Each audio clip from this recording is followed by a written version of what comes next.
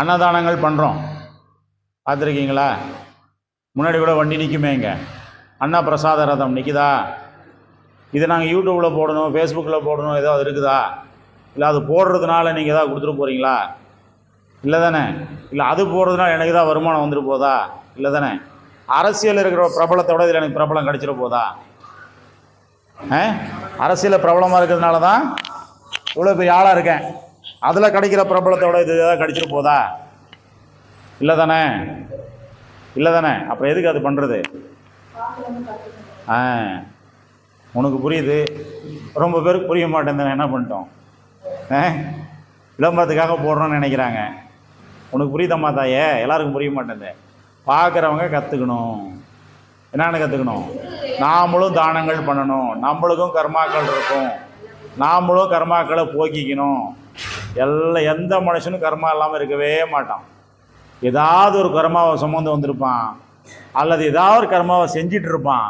செய்யாமல் ஒரு மனுஷன் கிடையவே கிடையாது இந்த உலகத்தில். எல்லாரும் எல்லா கர்மாவையும் செஞ்சிட்டே இருப்போம். செய்யவே கழிச்சிட்டா பிரச்சனை இல்லை.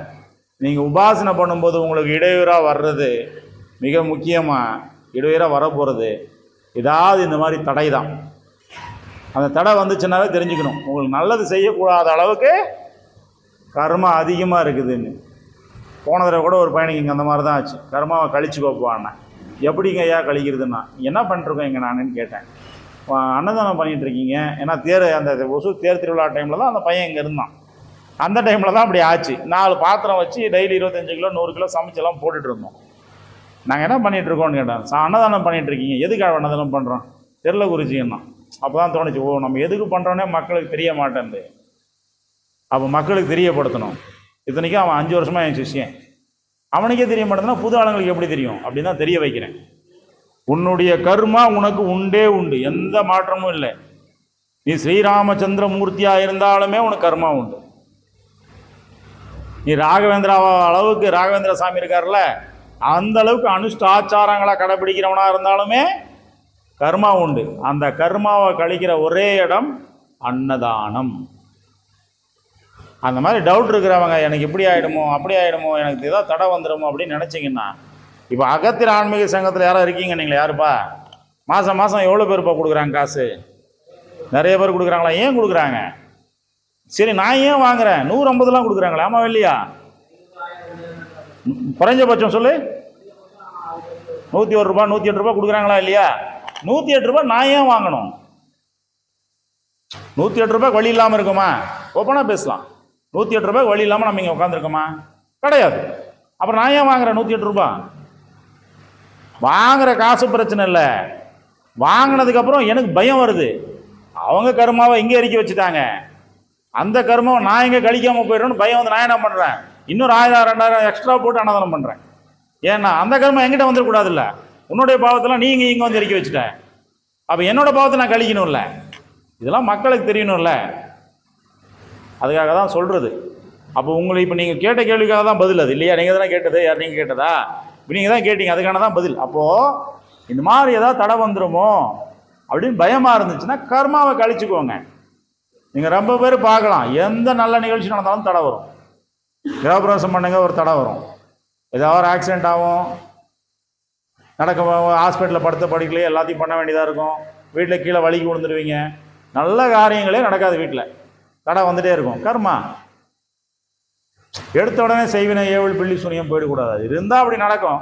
இல்லாத பட்சத்தில் கர்மான்றது ஒன்று இருக்கும். அந்த கர்மாவை போகிற ஒரே இடம் அன்னதானம் மட்டுமே. அதை மக்கள் புரிஞ்சுக்கணுன்னு தான் எதுக்காக அன்னதானம் பண்ணுறோம், என்ன பண்ணுறோம், அவங்கள ஒரு ஊக்குவிப்பு. அது நாம் பண்ணுறதை பார்த்து பார்த்து அவங்களுக்கு என்ன தோணும்? நாமளும் பண்ணணும்னு தோணும். கரெக்டா? நாமளும் பண்ணணும். இப்போ என்னை பார்த்து இந்த மாதிரி நான் பண்ணணும் அப்படின்னு நினச்சது சில பேர் உண்டு இல்லைங்க. நீ என்ன தம்பி நினச்ச? என்னை பார்த்து ஏதாவது ஒன்று கற்றுன்னு இருப்பல, ஏதாவது ஒன்று குருஜி பண்ணுற மாதிரி நான் பண்ணணுன்னு என்ன நினச்சேன்? ஒன்று. நீங்கள் திவாகர் என்னை பார்த்து இது குருஜி மாதிரியே நான் பண்ணணும், நல்லாயிருக்கும் பண்ணா.